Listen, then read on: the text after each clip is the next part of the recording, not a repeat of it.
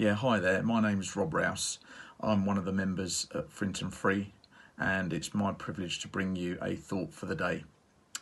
Are you questioning things more so recently than any other time? Have you been a bit like me that 1 minute you've got waves of positivity and then you've got waves of negativity? 1 minute you've got waves of kind of confidence, the next you've got waves of anxiety. 1 minute you've got waves of enjoyment, then the next minute you've got waves of flatness.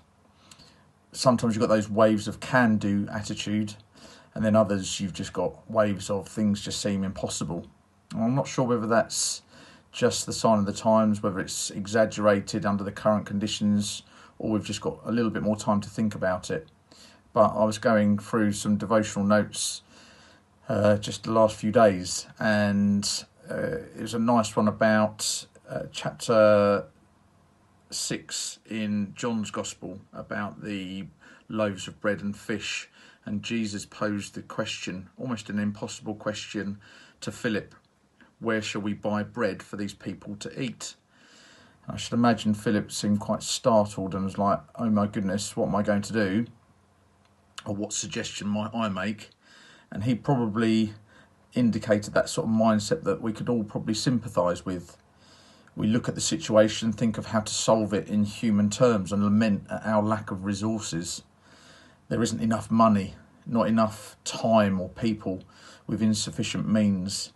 We, like Philip, forget whom we are dealing with. The situation is never too big for Jesus.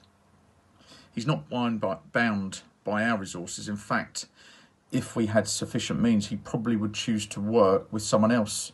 His power cannot be demonstrated among people with self-sufficiency. He's waiting for the Andrews of the world to come to him with a pitiful limited supply and ask, full of doubt, as he does in verse 9 in John chapter 6, but how far will this go? When has Jesus confronted you with an impossibility? When has he said, what are you going to do with this situation? Like Philip, we might say we don't have enough resources. Like Andrew, we might show Jesus what we have, knowing it is paltry. Whatever our response, we must acknowledge our insufficiency. Then, and only then, can we look to the sufficiency of Jesus. He already has in mind what he's going to do. He already knows how he will meet the need. He is waiting for us to acknowledge our limitations and trust him.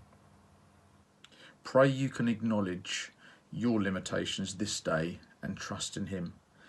Perhaps then you might share with God the delight in impossibilities. Every blessing to you this day. See ya.